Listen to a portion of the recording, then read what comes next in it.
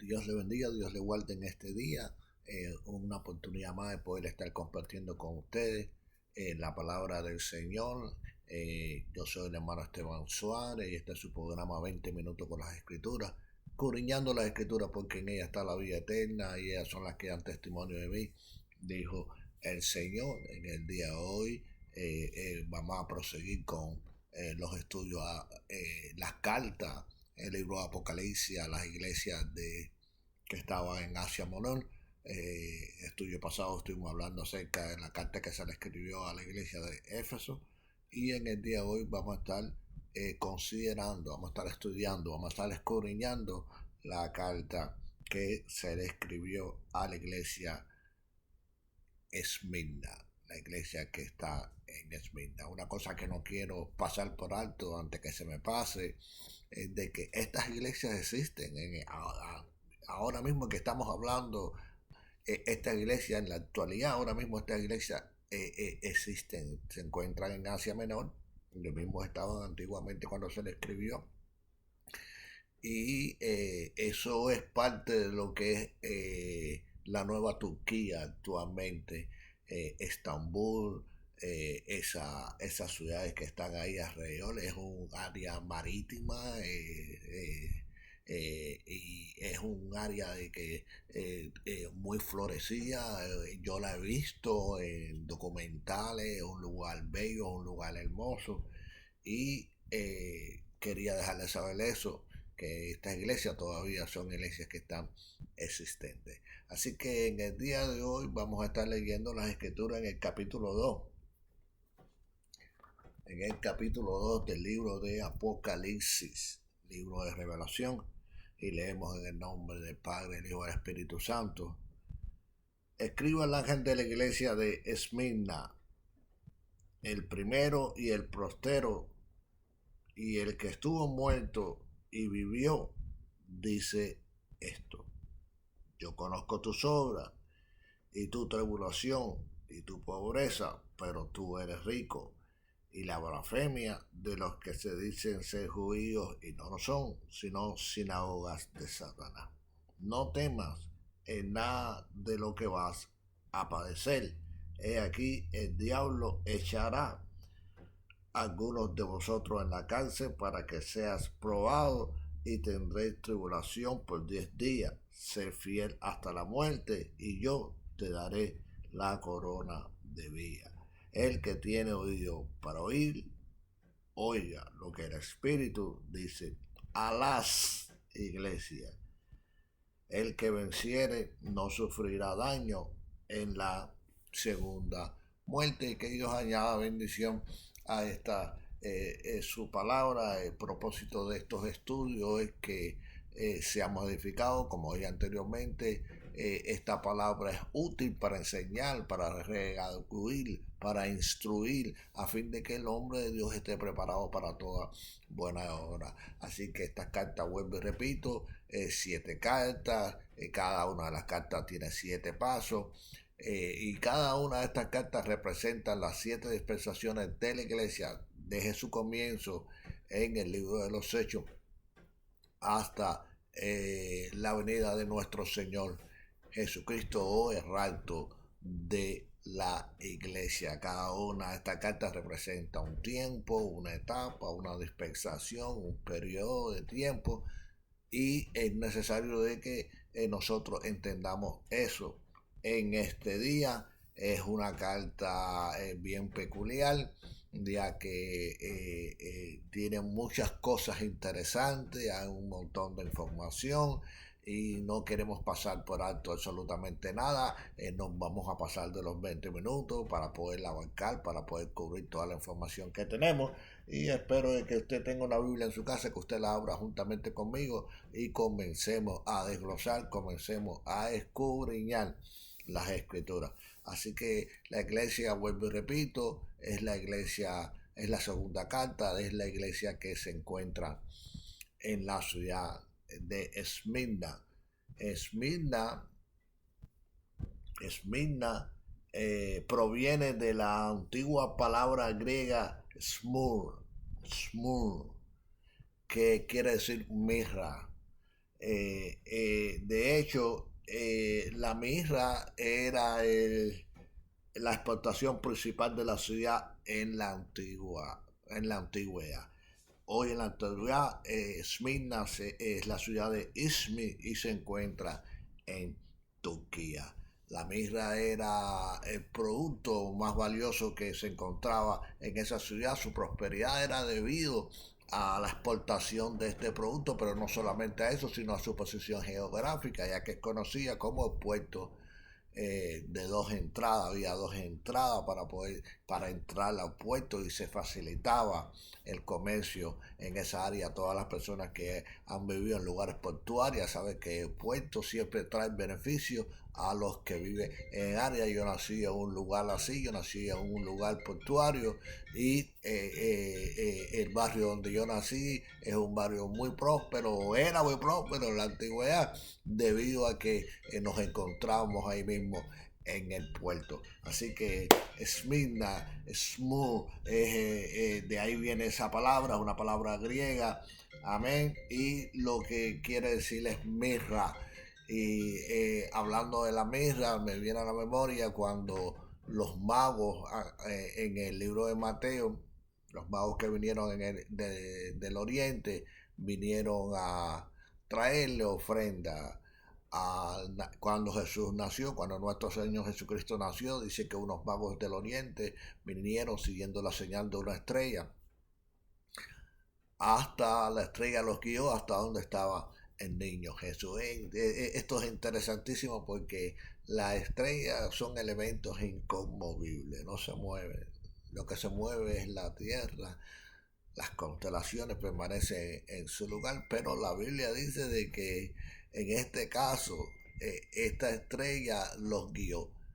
La palabra mago, la gente dice que eran reyes, pero en realidad no hay ninguna evidencia de que esta gente eran reyes de ningún reino, sino que eran magos. La palabra mago viene de la palabra magoi, que es una palabra persa, que lo que quiere decir se le atribuía en la antigüedad a las personas que estudiaban las estrellas.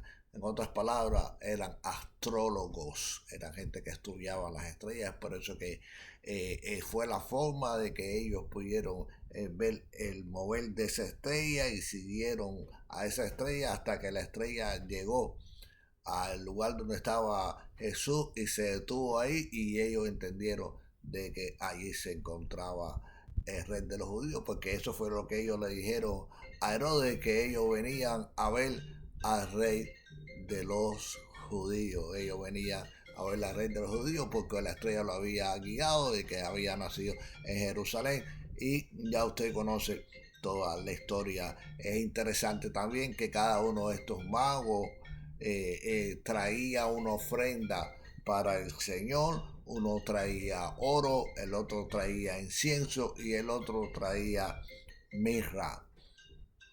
La mirra también es conocido como algo beneficioso para la medicina, ya que es un antioxidante poderoso, también es un antiinflamatorio, también poderoso, también ayuda al sistema inmunológico a luchar en contra de la infección del cuerpo y disminuye la fiebre. O sea, la mirra tenía diferentes uso en la antigüedad, pero es conocida porque la usaban lo usaban para embalsamar a los muertos. Para eso se usaba la mirra y era más conocida en aquel tiempo por eso. Y esto traía mucha prosperidad a esta ciudad llamada Esmirna. Así que lo que hicieron los magos fue un acto profético. Quizás ni ellos entendían lo que ellos estaban haciendo, pero tanto el oro como el incienso como la mirra eran actos proféticos que identificaban a Jesucristo. El oro lo identificaba con que él iba a ser rey, por eso ellos llegaron ahí preguntando por el rey de los judíos y traían oro. El oro es lo que se le ofrecía a los reyes. También traían incienso, que eso es identificado como lo que usaban los sumos sacerdotes, el incienso. Así que Jesucristo también era identificado de que como iba a ser sumo sacerdote, y Jesucristo es nuestro gran sumo sacerdote según la Biblia, el libro de los Hebreos. Usted puede leerlo ahí, que Jesucristo fue el que ofreció no sangre de cabrío, de machos cabríos o de otra cosa similar, sino que entró no en el templo hecho de mano, dice Hebreo, sino en el templo verdadero que está ahí arriba en los cielos, y no entró con las manos vacías, sino entró con su sangre, la cual fue la que nos hizo acepto en el Señor. Por medio de su sangre Él nos redimió de la maldición del pecado y de la muerte, y nos hizo para Dios un pueblo de reyes y sacerdotes. Así que alabado sea el Señor en este día. A Dios le damos la gloria, a Dios le damos la honra. Jesucristo lo hizo. Amén. Así que esta gente estaban haciendo un acto profético que ellos no entendían, pero estaban relacionando a Jesucristo como rey, como sumo sacerdote, pero también lo estaban identificando con la mirra, como con su muerte. Ellos sabían de que, ellos no sabían, pero el acto de ellos tipificaba de que Jesucristo iba a morir, y ciertamente Él murió. Y es interesante porque esta carta comienza diciendo en el capítulo número 2, en el verso número 8, dice: escribe al ángel de la iglesia en Esmirna, del primero y el postrero. Escuche bien esto, dice: el que estuvo muerto y vivió, dice esto. Así que el primer paso de esta carta es de parte de quien se escribe, y se escribe de parte del primero y el postrero. Esto es el mismo Dios. Dios es el alfa, Él es el omega, Él es el principio, Él es el fin, Él es el primero, Él es el postrero. Pero Jesucristo se va más allá y aclara de que estuvo muerto y que ahora vivo. ¿Tú me entiendes? Él está vivo, Él está a la diestra del Todopoderoso, dice la Escritura, intercediendo por cada uno de nosotros. Jesucristo es Dios, para la gloria y la honra de el Dios Padre. Es por eso que las Escrituras son claras. Dice que Él viene en una nube. ¿Quién es el único que cabalga sobre la nube? Su nombre es Yahweh. Jesucristo hizo atribución a eso. ¿Tú me entiendes? Se identificó también como que con Dios, como que Él también viene en una nube. Así que es interesante que usted capte la idea de todo esto que estamos hablando en el día de hoy. Esta carta va de paralelo también con la parábola de la cizaña, que se encuentra en el libro de Mateo, en el capítulo 13 de Mateo, en el verso número 24 en adelante. Ya le estuvimos hablando de que van de paralelo, van enlazados. La carta de Éfeso estuvo con la parábola del sembrador, pero la parábola de la cizaña va de la mano con la iglesia de Esmirna, que es conocida como la iglesia de la persecución.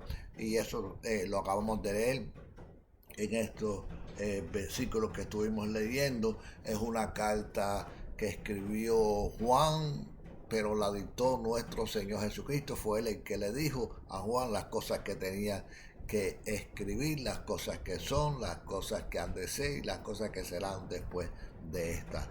Así que hay tres tiempos. Esa es una carta profética, pero también habla de algo que estaba ocurriendo en ese mismo tiempo, porque a pesar de que Nerón comenzó la persecución a la iglesia, fue él el que mató a casi todos los apóstoles. Todavía el apóstol Juan estaba vivo y ya Nerón ya no existía. Había otro emperador llamado Domiciano, que fue el que mandó a desterrar a Juan en la isla de Pasmo, que continuó la obra de Nerón, también continuó la persecución de iglesia. Es por eso que esta iglesia es conocida como la iglesia de la persecución, la iglesia que está en tribulación, la iglesia perseguida. Jesucristo lo dijo claramente, que si a mí me persiguieron, a ustedes también lo perseguirán. Vuelvo y repito, estas cartas se escribió esta carta para la iglesia de Esmirna, pero también para el resto de las demás iglesias, y no solamente eso, sino para la iglesia de Jesucristo a través de todas sus dispensaciones, a través de todos sus tiempos, porque hoy en la actualidad alrededor del mundo hay muchas iglesias cristianas que están siendo perseguidas por causa de sus creencias, por causa de sus convicciones.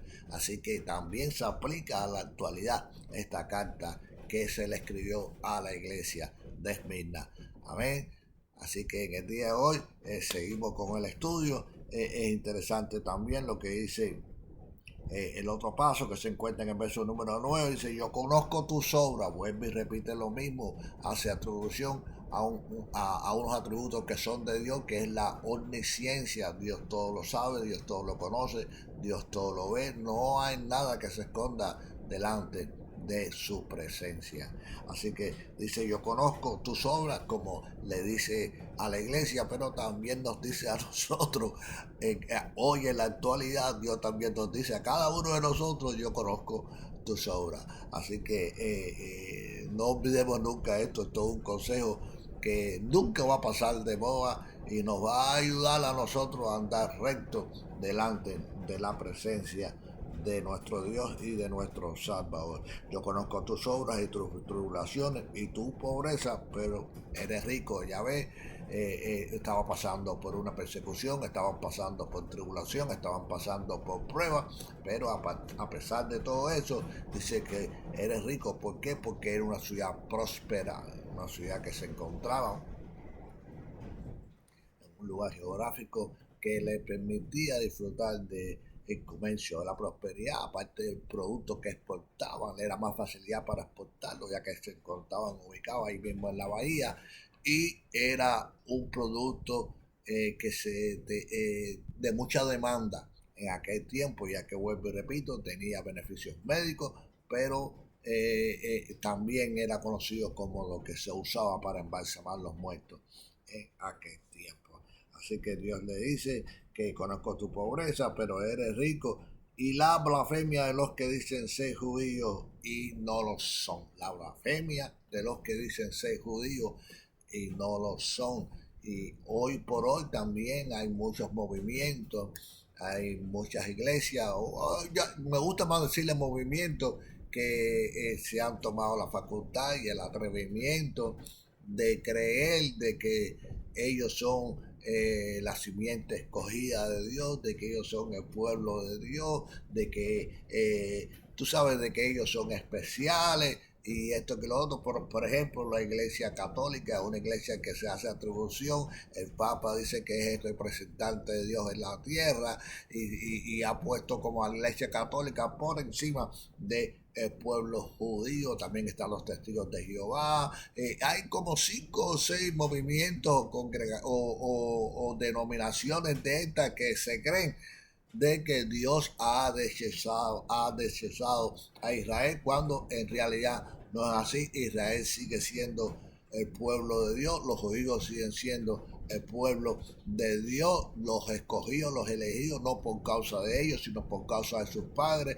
Pablo lo enseñó en Romanos capítulo 11, léalo en Romanos capítulo 11, el capítulo completo, porque empieza diciendo claramente: habrá desechado Dios a Israel, y Pablo dice rotundamente: no de ninguna manera, sino que lo que sucedió es que Dios lo endureció en parte hasta que entrara la plenitud de los gentiles. Dios lo envolvió todo en desobediencia para que tener misericordia de todo.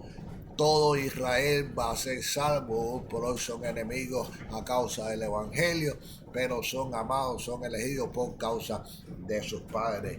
Hoy por hoy lee las escrituras y él ve lo que cubría el rostro de Moisés, cubre sus corazones. Dios le dio espíritu de estupor, le dio ojos para que no vean y oídos para que no oigan y no se conviertan. Porque Dios hizo eso para poder tener misericordia de los gentiles. Nosotros no somos las ramas originales del olivo, sino hemos sido ingestados en el olivo. Así que no te jaltes, dice Pablo en Romanos capítulo 11, sino más bien teme, porque si Dios actúa de esa manera con las que son ramas originales, ¿qué no hará con las que son ingestadas? Alabado sea el Señor. En esta hora Dios sigue tratando con el pueblo de Israel. Cuando entre la plenitud de los gentiles, que es el tiempo que Dios ha establecido, entonces dice la Escritura que vendrá de Jacob el libertador y quitará de Israel la impiedad, y aquel día Dios no se acordará más de sus pecados.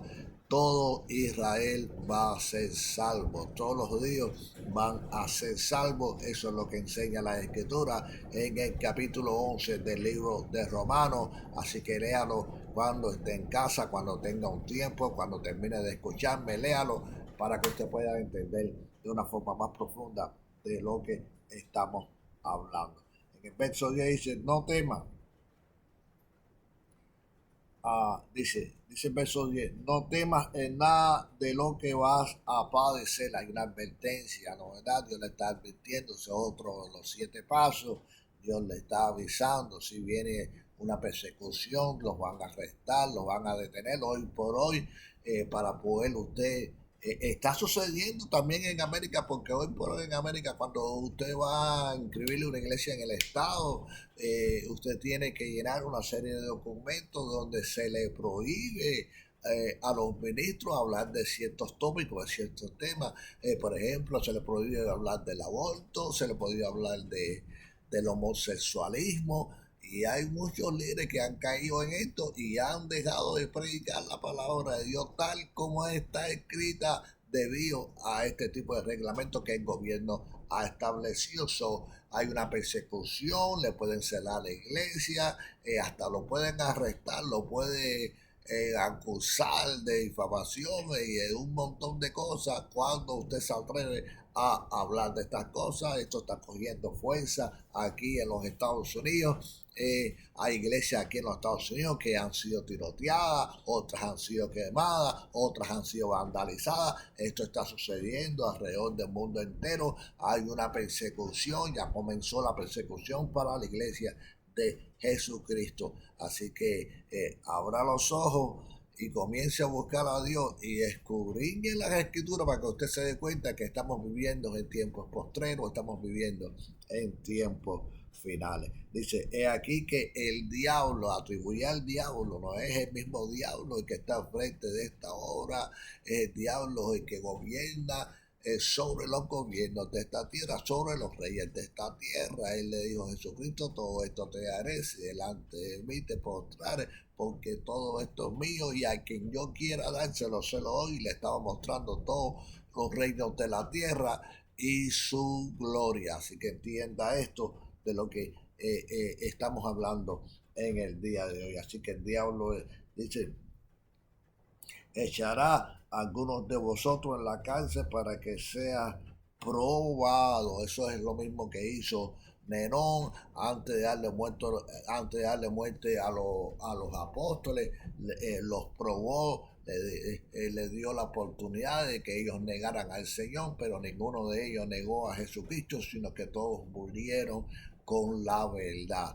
Policarpo fue, hablando de esta iglesia, Esmirna, discípulo de Juan, y fue obispo de esta iglesia, y también fue mártir, también fue muerto, y antes de morir lo probaron a ver si iba a negar al maestro, y él dijo, pero ¿cómo lo voy a negar si él ha sido demasiado bueno para conmigo? Y Domiciano, este emperador, lo ejecutó. Así que vienen tiempos difíciles, vienen tiempos terribles para la iglesia, y es por eso que hay que saber en quién hemos creído y confiar y no temer y estar seguro en Él, afirmándonos cada día en el Señor. Así que, y tendré tribulación por 10 días, y dice, sé fiel hasta la muerte. Eso es lo que Dios nos dice a cada uno de nosotros cuando vengan esos momentos. Toquen la puerta, el desafío, la puerta de nuestros hogares. Hay que permanecer fiel, hay que ser fiel hasta la muerte. Si es necesario morir como murieron los apóstoles, es necesario morir creyendo en nuestras convicciones, aferrados a nuestras creencias. Así que ser fiel hasta la muerte, te dice el Señor, y yo te daré la corona de vida. Es interesante en la iglesia de Esmirna, porque a diferencia de la iglesia de Éfeso, la iglesia de Esmirna tiene, a pesar de que no tiene nada malo, todo lo que tiene es cosas buenas.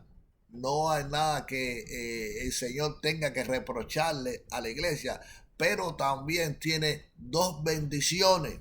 La primera es la corona de vida si se mantienen fiel hasta la muerte, Y la segunda es que no tendrán parte de la muerte segunda. Y de eso vamos a estar explicando un poquito más adelante. Así que el verso 12 dice, y el que tiene oído para oír lo que el Espíritu dice a las iglesias. Ya ve una vez más, a las iglesias con ese al final en plural, se está hablando generalizado, no solamente a la iglesia de Esmirna, se habló directamente a la iglesia de Esmirna, pero también esto se aplica al resto de las iglesias y también se aplica a toda la iglesia de Jesucristo a través de todos los tiempos y todas sus dispensaciones. Así que el que tenga oído para oír, vuelvo y repito, si usted tiene esto, usted tiene oído para oír, esta carta también se escribió para ti, se escribió para mí, para los que tenemos oído para oír. Oiga lo que el Espíritu nos está diciendo en este día. Dice, el que tenga oído para oír lo que el Espíritu dice, el que venciere no sufrirá daño en la segunda muerte. El que venciere no sufrirá daño en la segunda muerte, y ese es el lago del fuego. La segunda muerte es el lago del fuego, es la separación eterna de la gloria de Dios. La segunda muerte es el lago del fuego, es la separación eterna de la presencia de Dios, es la destitución eterna de su presencia, es lo que prosigue a la muerte física. Después de la muerte física vamos a juicio, y en el juicio los libros serán abiertos, y el que no se haya inscrito en el libro de la vida, dice las escrituras, será echado al lago de fuego, que es la muerte segunda. Así que yo espero que usted me siga a mí. Hasta ahora estamos ya a punto de concluir, pero no quiero pasar por alto el libro de Mateo capítulo 13 en el verso 24, donde yo le estuve hablando a usted de que estas parábolas que Jesucristo habló van relacionadas con cada una de estas cartas. Así que como esta es la carta número 2, la parábola número 2 es la parábola de la cizaña y el trigo, que se encuentra en el capítulo 13 de Mateo, en el verso número 24. Mira cómo dice. Le refirió otra palabra diciendo, el reino de los cielos es semejante a un hombre que sembró buena semilla en su campo. Y mientras dormían los hombres, vino su enemigo y sembró cizaña entre el trigo y se fue. Y cuando salió la hierba y dio fruto, entonces apareció también la cizaña. Vinieron entonces los siervos del padre de familia y le dijeron, Señor, ¿no sembraste buena semilla en tu campo? ¿De dónde pues tienes cizaña? Y él dijo, un enemigo ha hecho esto. Y los siervos dijeron, ¿queréis que vayamos y la arranquemos? Y les dijo, no sea que al arrancar la cizaña arranquéis también con ella el trigo. Dejar crecer juntamente lo uno con el otro hasta la siega, y el tiempo de la siega. Yo diré a los segadores, recoger primero la cizaña y atarla y el manojo para quemarla, pero recoger el trigo en mi granero. La cizaña, yo me puse a buscar y mira lo que es la cizaña. Yo antes tenía algo un poco erróneo, pero gracias a la búsqueda, ya ves, uno tiene que buscarlo, uno tiene que escudriñar, uno siempre encuentra el significado exacto de cada cosa. Así que cizaña es una planta de tallo ramoso, hojas estrechas, espinas anchas y planas, cuyos granos contienen un principio tóxico, una harina que se deriva de la semilla que es tóxica. Dice que crece espontáneamente en los sembrados y es muy difícil de extirpar. Crece entre el trigal.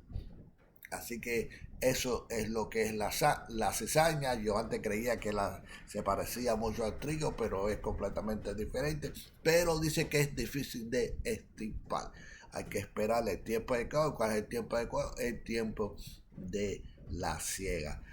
La explicación se encuentra ahí mismo en el capítulo 13. Los discípulos se quedaron un poco curiosos y le dijeron al Señor, explícanos la parábola de la cizaña. Dice, entonces despedía a la gente, entró Jesús en la casa y acercándose a él, sus discípulos le dijeron, explícanos la parábola de la cizaña del, del campo. Respondiendo él le dijo, el que siembra la buena semilla es el Hijo del Hombre. El campo es el mundo y la buena semilla son los hijos del reino y las cizañas son los hijos del mal. Ya va entendiendo. Las cizañas representan los hijos del malo, el trigo representa los hijos del bueno.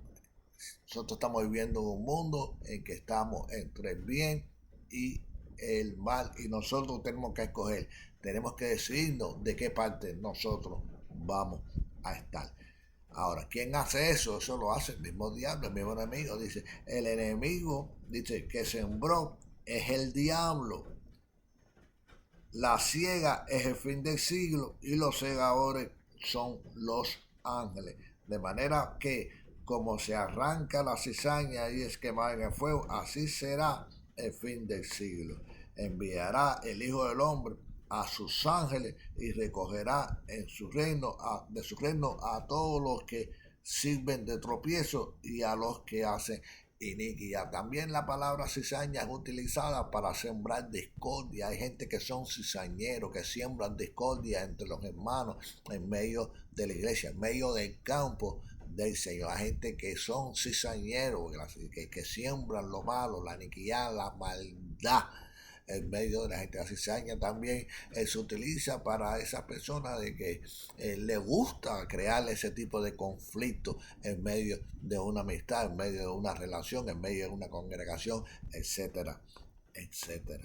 Dice, y ellos echarán en un horno de fuego y allí será el lloro y el crujir de dientes. Entonces los justos resplandecerán como el sol en el reino de su Padre. Que tiene oído para oír, oiga. Una vez más se repite esto. Así que la cizaña representa los hijos del malo y así está la iglesia. En la iglesia hay gente que no son del reino, sino que son hijos del diablo, son hijos de cizaña, pero están ahí porque no tenemos nosotros la responsabilidad de extirparlo, porque dice que al extirpar la cizaña es una de las tareas más difíciles que hay. De hecho, son los ángeles que Jesucristo va a mandar a hacer ese tipo de trabajo, a separar lo malo de lo bueno y coger lo malo y atarlo en matojo y echarlo al lago de fuego. Y los justos, los buenos, resplandecerán como el sol, donde en la casa de su Padre. Así que yo espero que usted haya entendido carta que se le escribió a la iglesia de Esmirna. Es la iglesia que está en persecución, es la iglesia que sufre la tribulación, es la iglesia perseguida, y hay doble porción de bendición para esta iglesia: la corona de vida, y también no tendrá parte de la segunda muerte. Y con esto voy a terminar. La segunda muerte, bueno, ya hablé un poquito de la segunda muerte, es el lago de fuego, la separación eterna de Dios. Así que Dios añada bendición a su palabra, Dios le bendiga, Dios le guarde, y nos estaremos viendo mañana con la carta que sigue, que es la carta que se le escribe en Apocalipsis capítulo 2. Estuvimos primero hablando de la primera carta, que fue la iglesia que se encuentra en Éfeso. La segunda carta es la iglesia que acabamos de estudiar en el día de hoy, que es la iglesia Esmirna.